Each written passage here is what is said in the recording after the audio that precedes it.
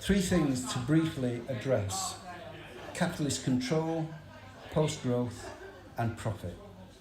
Speech about profit and economic growth being filthy words is simply well-intended but unimaginative and somewhat moralistic fly-swatting.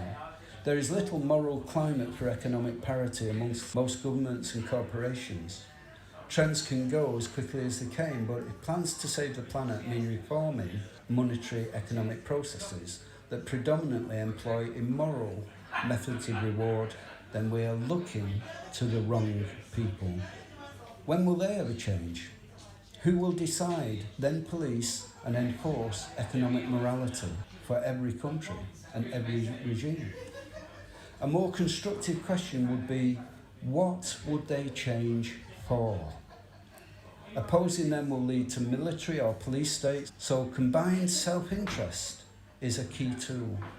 With the rapidly developing non-monetary economy, elite capitalists will fear loss of control, but that will rapidly dissolve. Survival is evidently not sufficient inducement.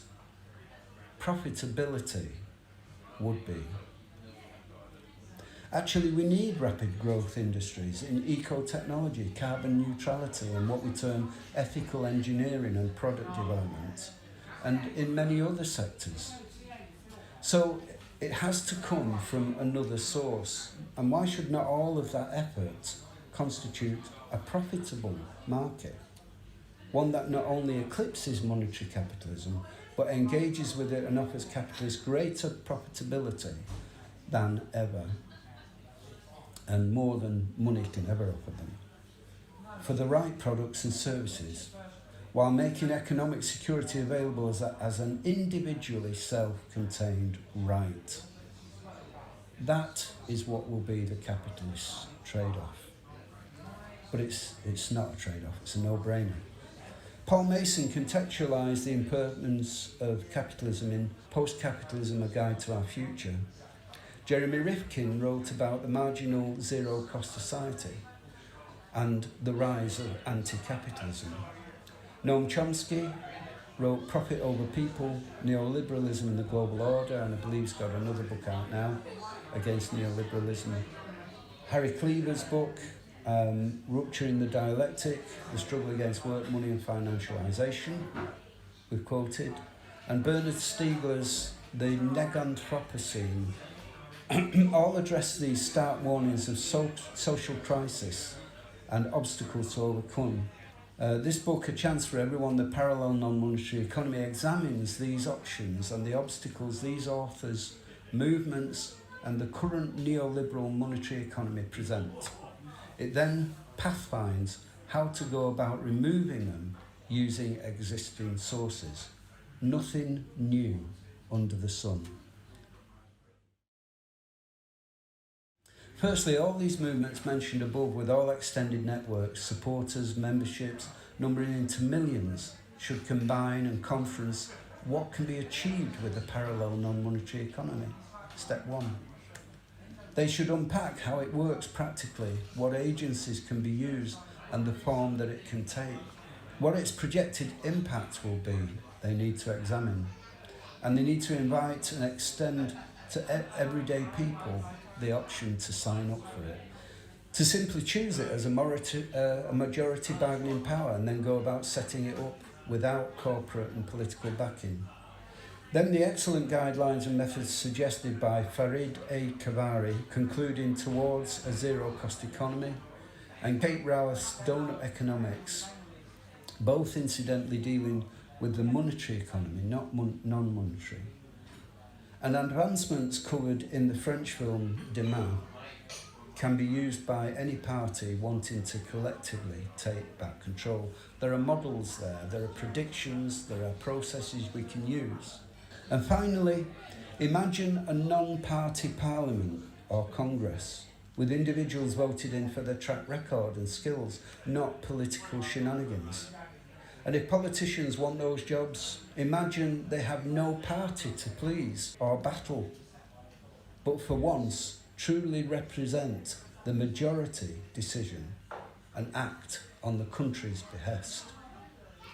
The non-monetary economy, rewarding all currently unpaid abstract labour and voluntary work, makes a logistical way to accommodate this possible, both locally and nationally, using the whole range of everyday people for consultation through people's or citizens' assemblies and juries. In fact, far more is accomplishable, including a universal basic income and compensation to individuals and businesses for past losses due to tax misuse and waste or governmental misinformation and politically induced prejudice. Also, prosecutions of abuse of power, like the 10,600 deaths related to DWP policies that were covered over in the year 2013. In just 11 months, 10,600 deaths related to benefits changes. The only way to address this post-truth and political subterfuge is through an empowered people through the parallel non-monetary economy. Paul Mason in Clear Bright Future extrapolates the commercial political processes preventing our individual powers to bring about change. But he concluded in Post-Capitalism, a guide to our future, quote, "The 99% are coming to save us."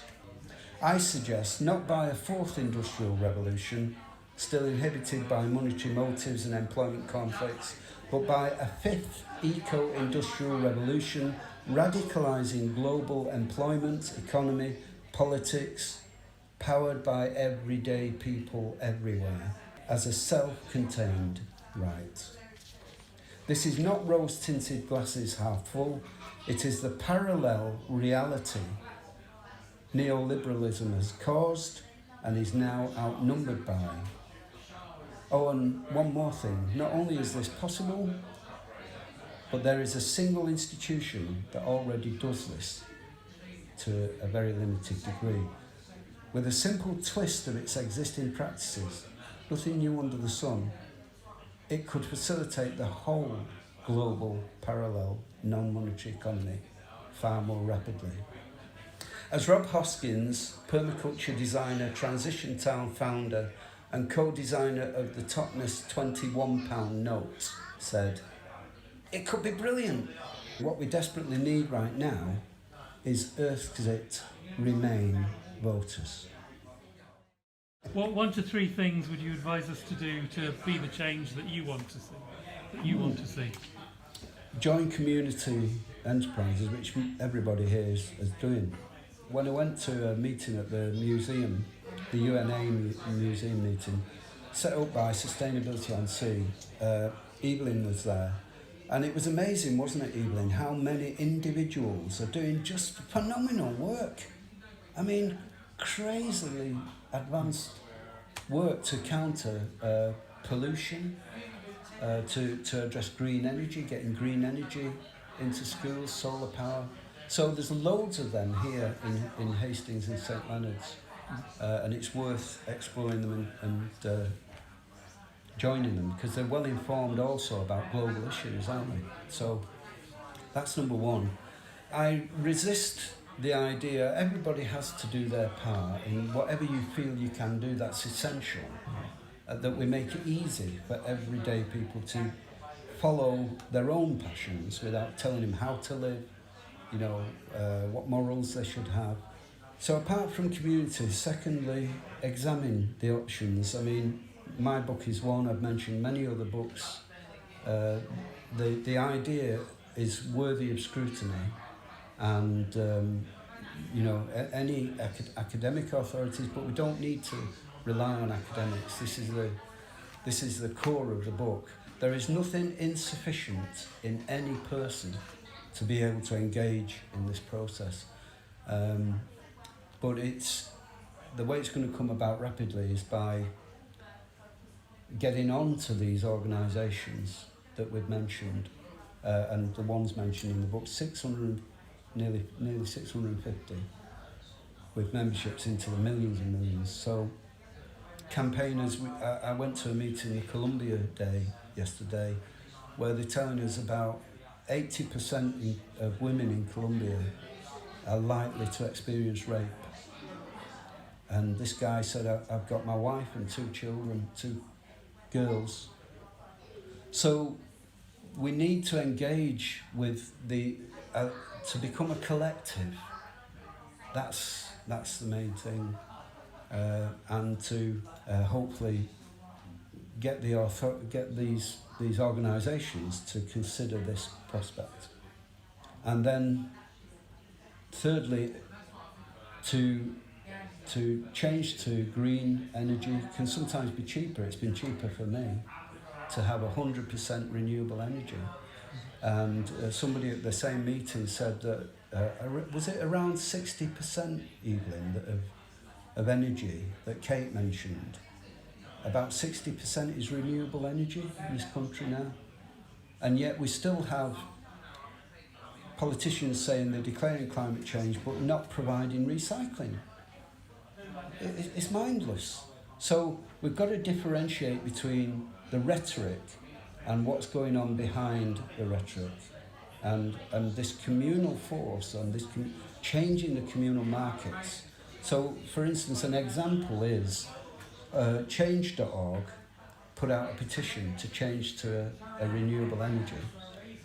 And they got thousands and thousands of signees who suddenly switched from the main 4 providers. So that was a massive economic movement just from a petition. So that's the kind of process that forces capitalists to look at different alternatives to the expedient ones that they use. So I'm sorry that was a bit round the houses and thinking on my feet I'm not the best at. But does that sort of answer what you were... Sure, yeah. Thank Ken. you. Okay.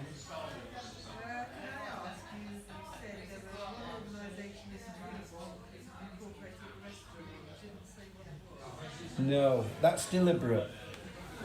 Because that's the climate of the book, and if I gave that secret away, I don't mind it being, escaping and somebody taking it and using it if it happens. And that this book is not a commercial enterprise. It's not something I think it's going to make me rich or popular. It's and when it comes out as ebooks, I'll probably let it be freely shareable. But because it took me 6 years to put it together, I need to get it out there. And also, if it can be shared for free then and people can see this secret, I think people will be flabbergasted what it is. But it is the climax of the books. I said to Paul earlier, with some people I could ask them 3 questions and they'd get it straight away. They go, oh, of course. It's something that is right in front of us that we completely ignore most of the time. We ignore the good things it does. We don't ignore the bad things it does. It does a lot of bad things. So that's as much as I can say on that. I'm sorry. Okay, well, I really appreciate you coming along and listening to my rasping voice for 2 hours.